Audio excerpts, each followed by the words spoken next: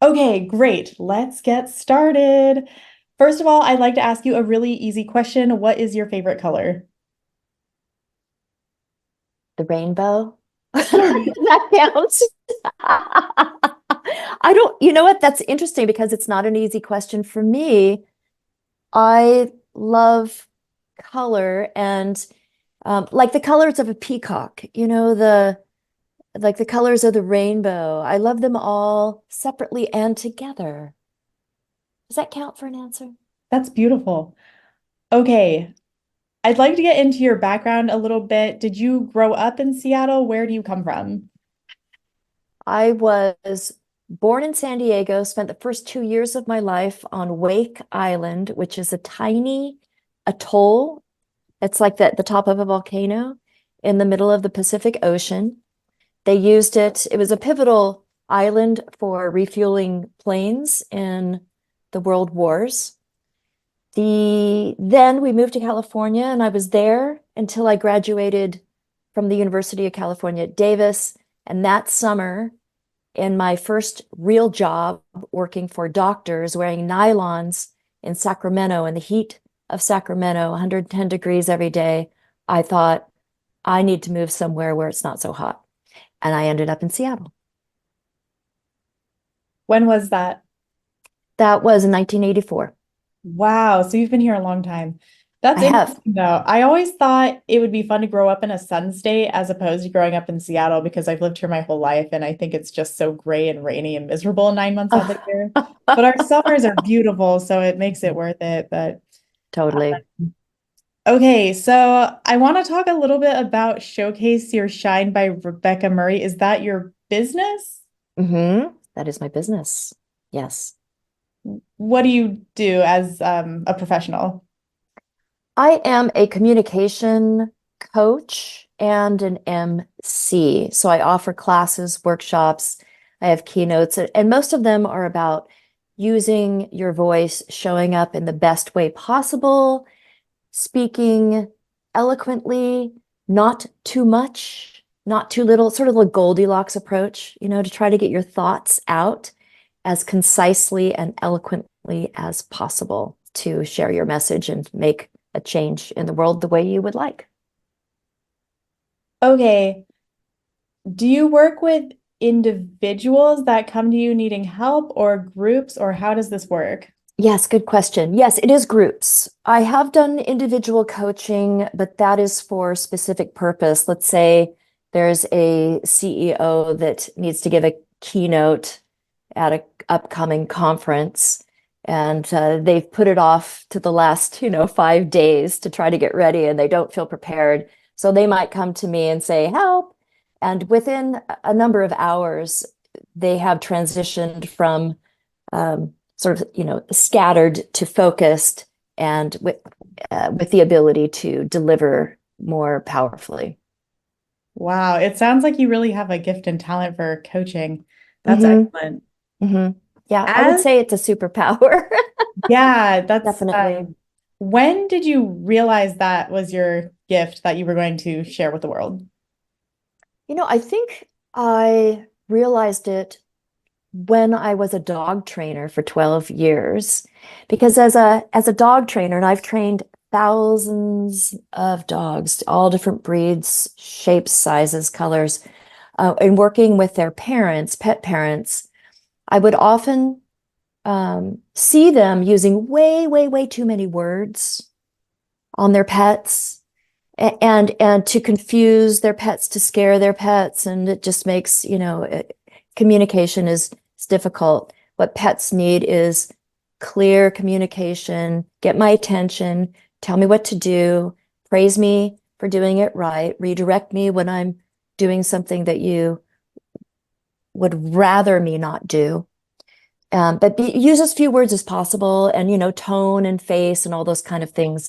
So I started coaching humans to communicate better with their pets initially, and realized the power um, that one has with their voice, and also my ability to coach where people would just, it would change the whole dynamic of the family and make a better life for everyone, including the pet. Then I left that and started using this skill that I was honing in my video production business, and photography business, where I'm always coaching people from behind the camera to be more eloquent and better communicators in front of the camera. And then I realized, you know what? I want to be that person in front of the camera. So so come alongside me and learn how to be better on stage and in front of a camera and in one-on-one conversations. But I realized I wanted that stage time as well to offer it to more people. I can affect more people, help more people when I'm on stage, but I'm always going to be pulling people up on stage with me. Wow. That is one crazy way to get to your life calling, but I love it. It is kind of. I do have clients that say, because I do write, a little pithy thing about the fact that I was a dog trainer. And I had one client recently that says, you know what, we decided to remove this from your introduction because we don't want our people to think that you're going to be training them like dogs. Like they will get the idea very quickly that I do not treat people like dogs. Actually, I treat dogs very, very well. So maybe I do. I don't know. Yeah, no worries. I'll totally be your puppy if you can train me to public speak. Yeah, right. So funny. Okay, I'm curious, when you're working with groups as a presentation trainer, what are some of the top things you see when you're training and what are you correcting as you're going? Mm. The biggest thing is a lack of calm. For a person to be centered, when we feel centered, calm, and confident, we have access to our whole brain. And having access to your whole brain allows you to have access to what you planned to speak on. Also, in the moment changes, to be flexible, to engage your audience if somebody has a question, or even, I remember the first time I got better at this. In Toastmasters, I used to memorize all my presentations, and then I would get a little bit nervous and I would stand up in front of the audience and just go blah, blah, blah, blah, blah, and recite everything that I'd memorized. And when I felt the shift years ago, somebody sneezed. I stopped, I acknowledged them, I said Gesundheit, or bless you, something like that. And then I picked up right where I left off. Somebody afterward said, that was really great that you did that. How did you do that? And that was then I realized I was learning to become more present, let go of the memorization. I mean, certainly be prepared, but to trust myself, that's the biggest thing. And that's what getting to a place of calm can do. To trust myself, to know that whatever happens, I'm giving my best, and whatever happens is meant to happen. The message will be delivered. Those are some wise words. I really like that. I think I personally struggle a lot with getting to my place of calm. I actually just totally bombed a phone interview yesterday. Oh, Yeah, well, a little bit about my Toastmaster story. The entire reason I'm a Toastmaster in the first place is because I obviously have really bad public speaking anxiety. And in college, it was so bad that I would just get up there and my heart would pound and my yeah, voice would shake and my yeah, body would tense up and I would just totally freeze like a deer in the headlights in front of yeah, everyone yeah. and fail my presentations. Obviously, at some point, I realized this was not going to be a recipe for me to be successful in my career. So I started with Toastmasters, and I would say, although I'm a lot better at managing those emotions, I'm not totally free of my anxiety yet. So Yeah, yesterday yeah. I had a phone interview and I just totally freaked out and I don't think it went well. So, um, So but when it you did, say, can I ask you a question about that interview? yeah. Yeah. Can you give me an example of when you say it didn't go well? What what was one example of that, and what do you think you could have done that would have made you proud of what you did? Well, honestly, I think the biggest thing that I do is I talk too fast. Okay. Yeah. And part of that is that's my natural speaking rhythm because I have ADHD. And then the Okay. other part of that is nerves. So if you combine those Yes, together, yes. I'm like hyper talking. And Yes. who's interviewing me, right? That comes across really weird. So I think that was really just the biggest thing is I just like scrambled. I talked super fast. And then when she Yes. asked me questions like, tell me about yourself, I went through my entire work history at the speed of light. Yes. Yes, And yes, I yes. don't think that was the best way to approach the question. Right. Yes, So okay. So here's a tip or a technique. And I guess, the real thing is to use fewer words. I think that is really my calling right now. I have a new workshop called the 20 Say It in 26 Seconds. Say it in 26 seconds, the power of brevity. And basically, whether we're writing or we're speaking, who our audience, in this case, you at this moment, can truly focus with all of your brain for 26 seconds. that sounds That's about all, right. that's all I have. So if I keep that one thing in mind when I'm speaking to another person and I start training myself to know what 26 seconds feels like, and then training myself to stop talking, just stop at about 26, somewhere between 20 and 30 seconds, and be okay with silence. That message that the other person picks up, then they'll start talking, of course. But what that tells them is, wow, this person is confident. Oh, This person is confident in themselves. They're comfortable with who they are because they're comfortable with silence.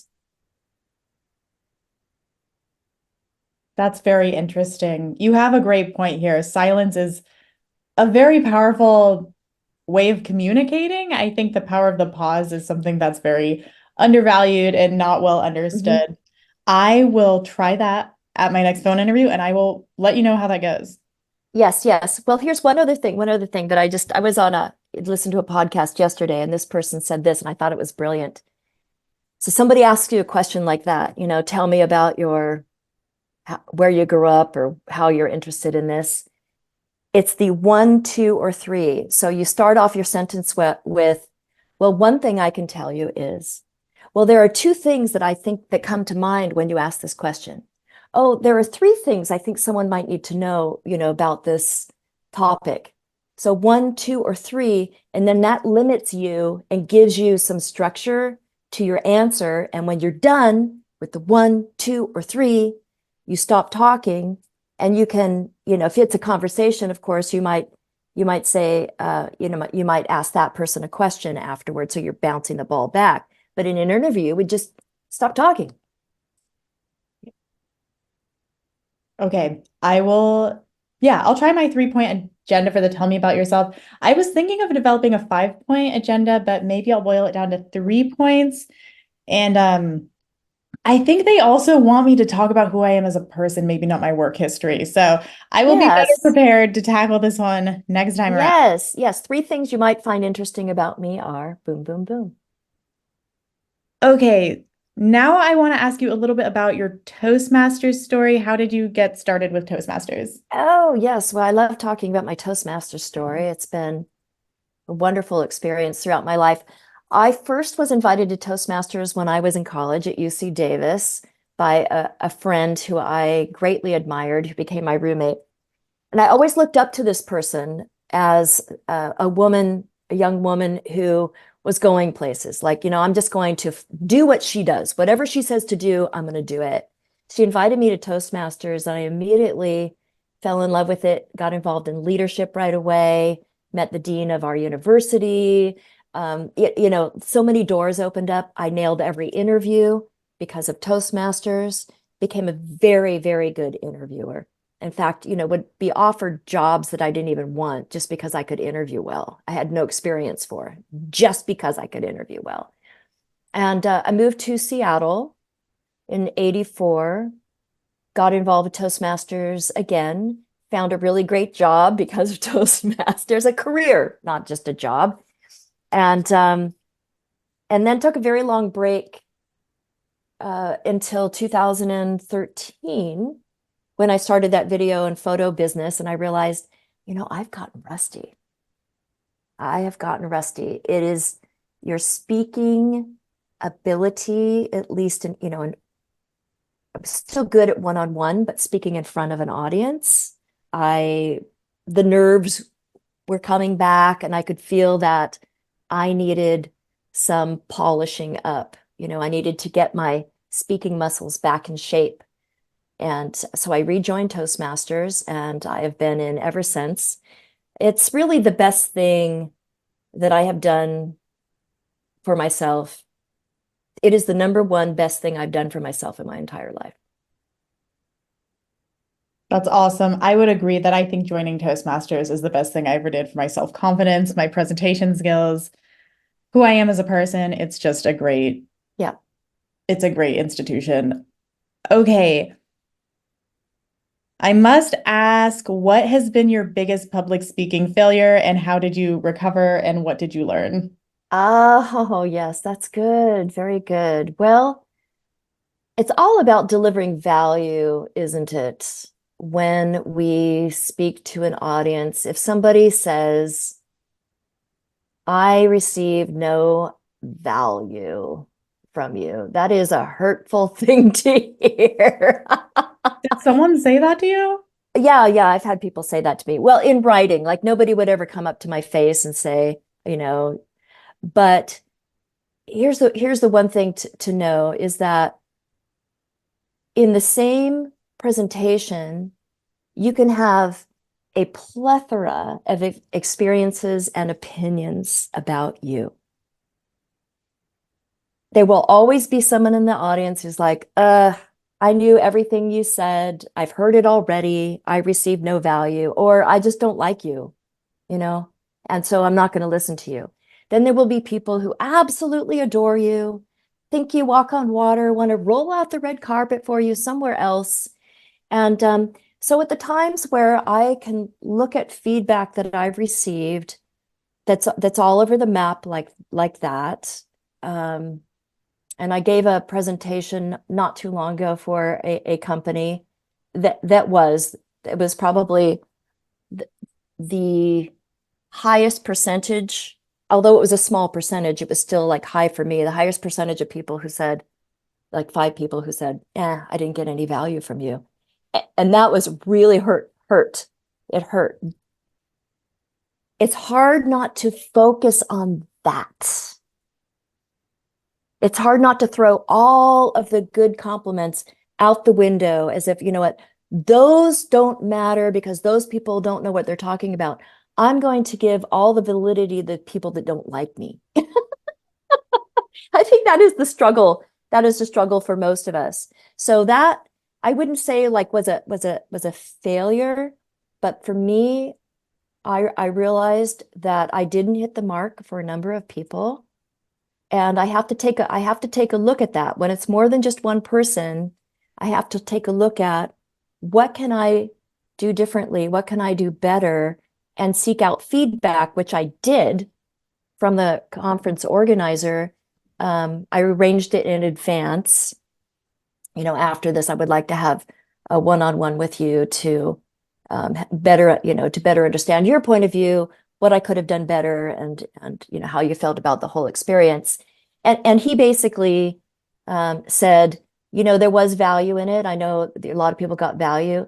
However, it also felt a little disjointed, and he gave me some pointers.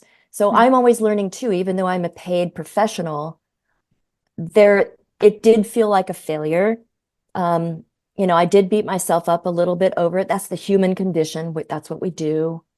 And then I just had to have somebody say, you know what, Rebecca, just get over it. Learn, get over it, move on, make it better. That's what I'm doing. Yeah, I think it's really hard to accept feedback sometimes, even though feedback is a gift. Mhm. You also have to be a little bit discerning about who the source is because Yes.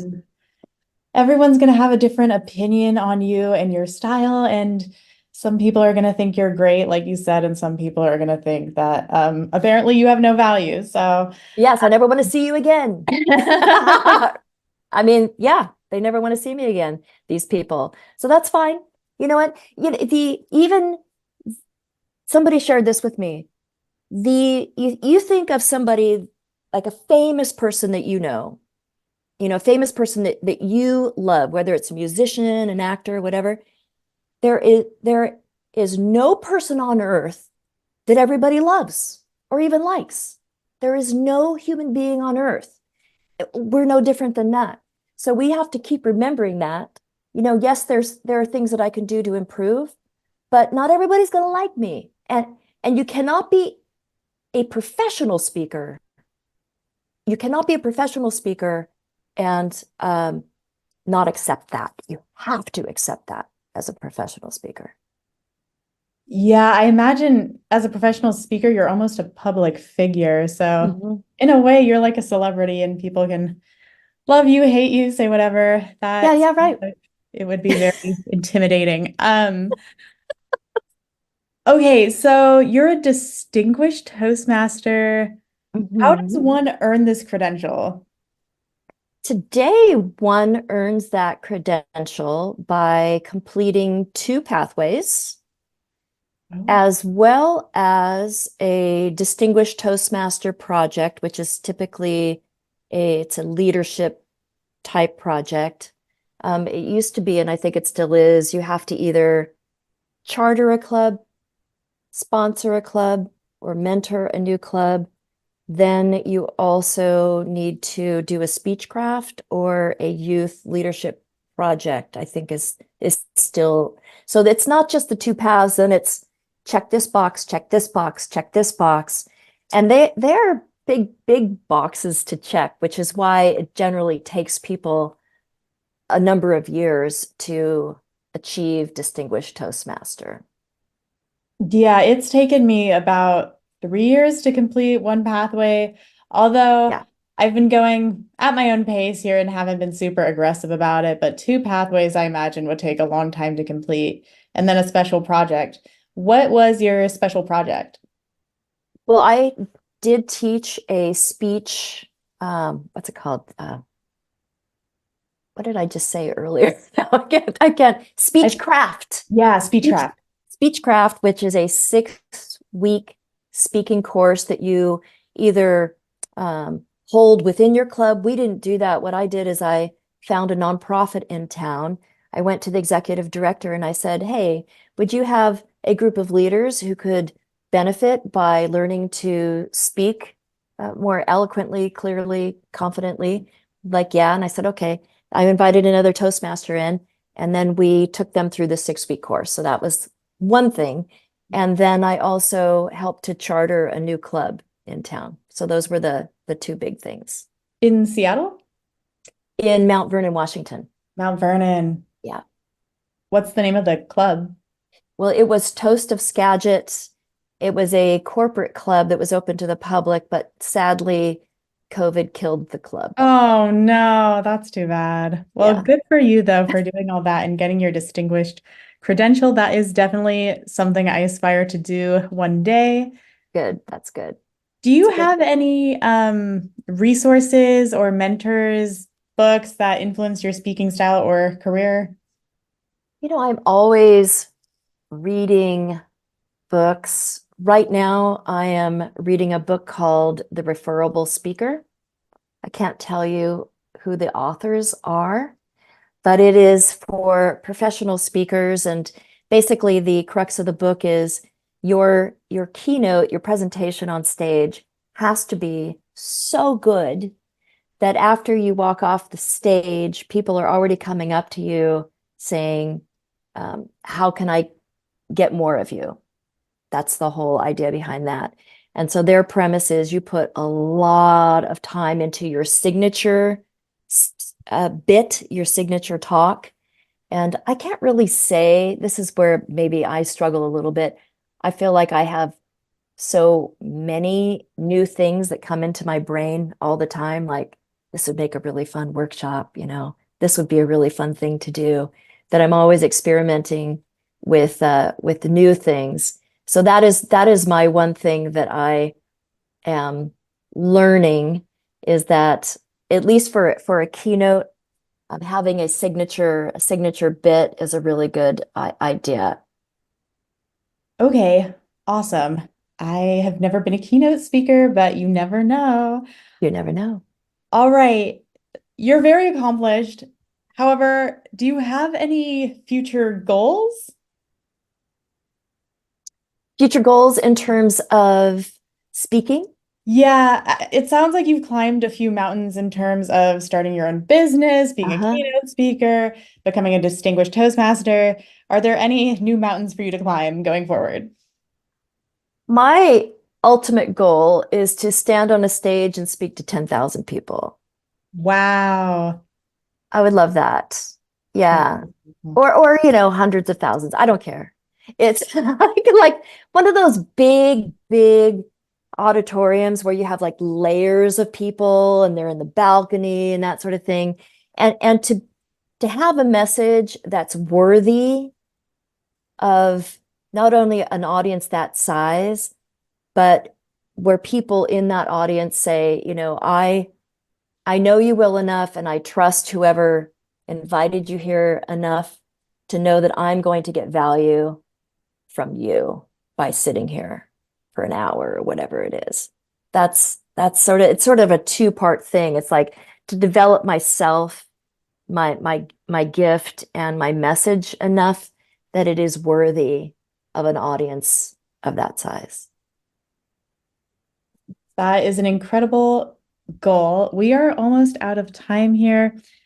Have you written a book at all, or do you have a podcast or I have two children's books that would not exist had it not been for Toastmasters.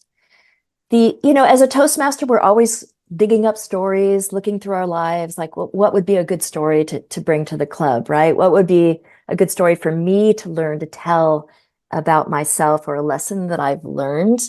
And in digging through some artifacts, this was about 5 or 6 years ago, I found a story that I had written called The Bird and the Hippo. I wrote it when I was in the fifth grade.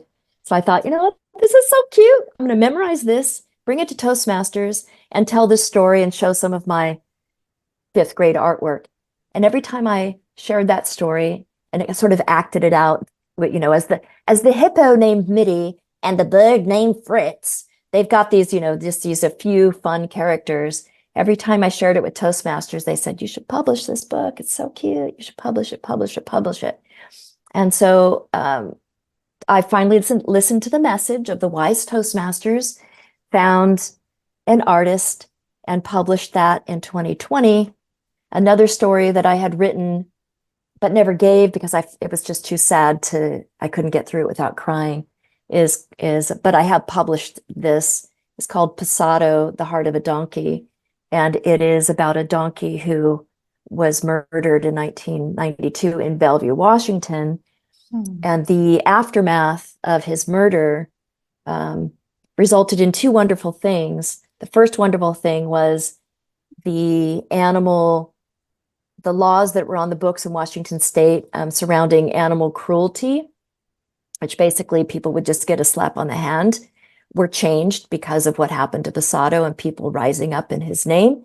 And the other was a sanctuary that is it's in Salton, Washington, that has helped thousands and thousands and thousands of animals live better lives, called Pasado Safe Haven Sanctuary. So that's published as well. So two children's books out of Toastmasters.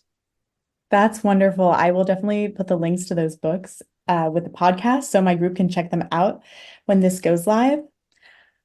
Wow, I have to say, you were a really interesting guest. So thank you so much for showing up today and helping make this recording with me. I really enjoyed getting to know you better, and hopefully we can chat more in the future. So just thank you so much Yes. for your time. This was an awesome conversation.